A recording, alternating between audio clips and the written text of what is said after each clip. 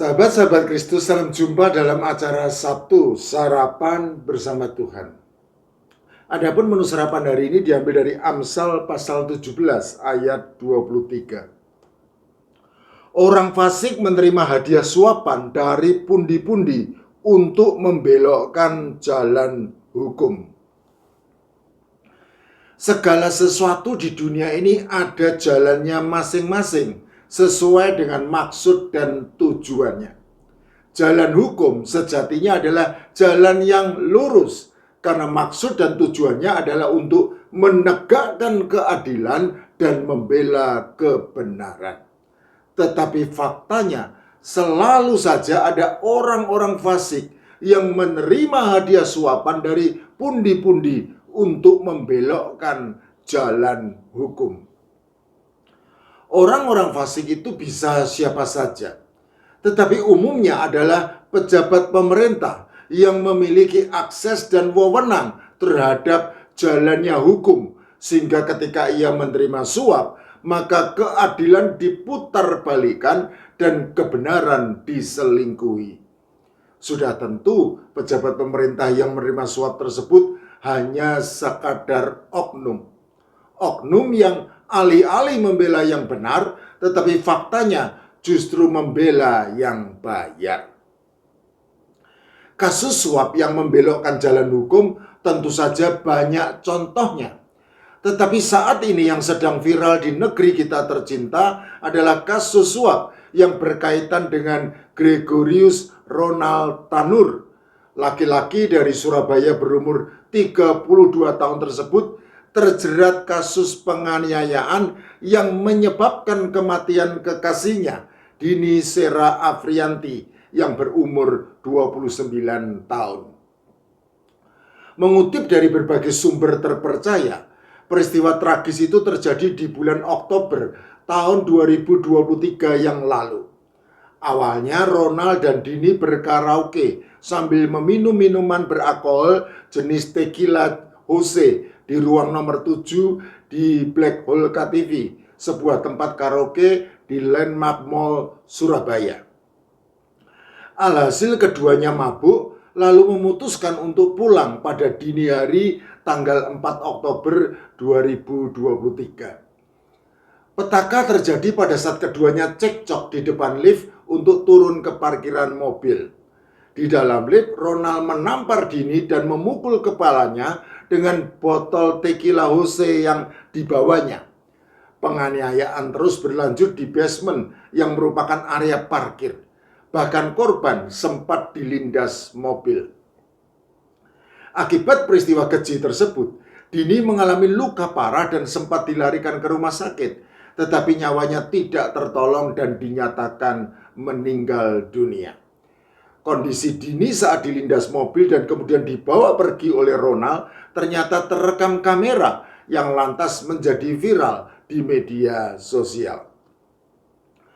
Kematian Dini tersebut selanjutnya diselidiki oleh polisi yang kemudian menetapkan Ronald sebagai tersangka pada hari Jumat 6 Oktober 2023. Ronald dijerat dengan pasal 351 dan 359 KUHP tentang penganiayaan dan menyebabkan matinya orang lain.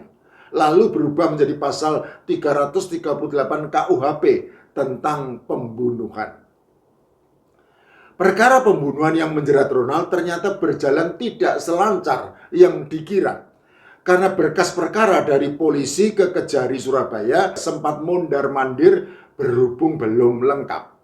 Oleh karena itu sorotan publik tertuju kepada institusi kepolisian yang kemudian tegas membantah tidak akan mengintervensi kasus, meskipun ayah tersangka yakni Edward Tanur pada saat itu masih menjabat sebagai anggota DPR RI dari fraksi PKB.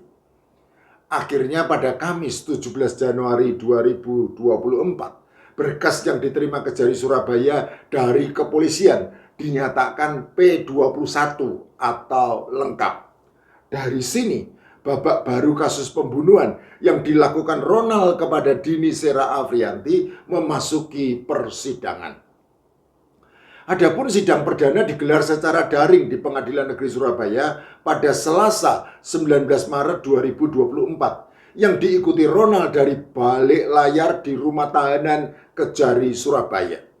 Di sidang tuntutan pada Kamis 27 Juni 2024, jaksa menuntut hukuman 12 tahun penjara dan restitusi kepada keluarga korban atau ahli warisnya sebesar 263,6 juta rupiah subsidiar 6 bulan kurungan. Peristiwa tragis itu kembali menjadi viral karena 3 majelis hakim, yaitu Erintu Wadamanik, Mangapul, serta Heru Hanindyo ternyata memutuskan vonis bebas karena mereka menilai bahwa Ronald tidak terbukti secara sah melakukan tindak pidana pembunuhan maupun penganiayaan berat yang menyebabkan kematian korban. Sebaliknya, para hakim berpendapat bahwa kematian Dini Sera Afrianti disebabkan oleh penyakit lain akibat meminum minuman beralkohol dan bukan karena luka dalam atas penganiayaan berat yang dilakukan oleh Ronald Tanur. Padahal sejatinya rekonstruksi memperlihatkan korban duduk bersandar di pintu mobil Ronald sebelum dilindas dan terseret sejauh beberapa meter pada waktu Ronald meninggalkan lokasi. Setelah insiden di tempat parkir, Ronald membawa Dini yang sudah dalam kondisi kritis ke apartemennya dan mencoba memberikan bantuan pernapasan buatan. Ketika kondisi korban tidak membaik, Ronald kemudian membawanya ke rumah sakit, namun korban akhirnya meninggal dunia. Hasil otopsi dari Rumah Sakit Umum Daerah Dr. Sutomo Surabaya mengungkapkan fakta bahwa terdapat sejumlah luka dalam serius di tubuh korban, termasuk memar di kepala, leher, perut, dan kaki. Putusan vonis bebas yang dibacakan Erintu Wadamanik selaku hakim ketua tersebut disambut tangis oleh Ronald yang beranjak dari kursi pesakitan untuk berdiskusi dengan tim kuasa hukumnya. Pada saat digiring petugas pengadilan kembali ke tahanan seusai sidang, Ronald lantas menyebut vonis bebas yang diterimanya itu sebagai pembuktian dari Tuhan. Sahabat-sahabat Kristus, betulkah vonis bebas yang diterima oleh Ronald tersebut merupakan pembuktian dari Tuhan? Tuhan yang maha adil dan maha benar kemudian segera menjawabnya.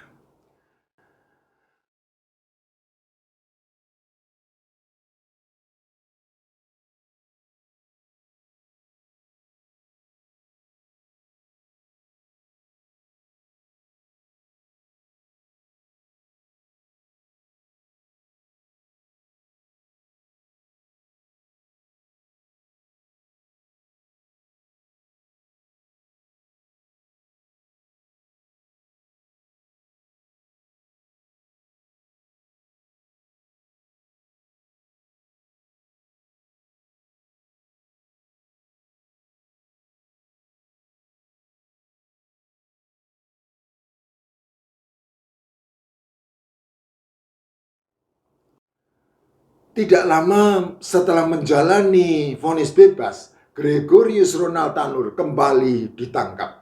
Kali ini oleh tim intelijen Kejaksaan Tinggi Jawa Timur dan tim jaksa eksekutor Kejaksaan Negeri Surabaya sebagai pelaksana eksekusi berdasarkan keputusan Mahkamah Agung Republik Indonesia nomor 1466/K/PLD/2024 yang ditetapkan pada 22 Oktober 2024 yang menyatakan bahwa Ronald Tanur bersalah sehingga dijatuhi hukuman penjara selama 5 tahun sebagaimana diatur dalam pasal 351 ayat 3 KUHP. Keputusan Mahkamah Agung tersebut tentu saja tidak dapat dipisahkan dari adanya kasus suap terhadap putusan vonis bebas terhadap Ronald Tanur di Pengadilan Negeri Surabaya. Ternyata ibu dari Ronald Tanur, Meriska Wijaya, melalui makelar kasus yang bernama Lisa Rahmat dan Sarof Richard yang menerima ongkos 1,5 miliar telah memilih hakim-hakim yang memimpin sidang dan menyuap mereka sebesar 3,5 miliar. Saat ini, semua orang yang terlibat kasus suap, baik penerima maupun pemberi, termasuk para makelar kasusnya, telah terjerat oleh jaring hukum. Sekali lagi, hukum menunjukkan jalannya yang lurus karena maksud dan tujuannya memang untuk menegakkan keadilan dan membela kebenaran. Dan mengutip pernyataan dari Ronald Tanur, maka jelas bahwa hal ini merupakan pembuktian dari Tuhan. Ya, Tuhan yang maha adil dan maha benar itu terbukti tidak tinggal diam ketika keadilan diputarbalikkan dan kebenaran diselingkuhi. Penulis Amsal dengan bijaksana sudah mengingatkan, orang fasik menerima hadiah suapan dari pundi-pundi untuk membelokkan jalan hukum. Amsal pasal 17 ayat 23. Ya, di dunia yang jahat ini selalu saja ada orang-orang fasik yang membelokkan jalan hukum. Tetapi yakinlah bahwa Tuhan pasti akan meluruskannya kembali karena Ia adalah Allah yang anti suap. Amin.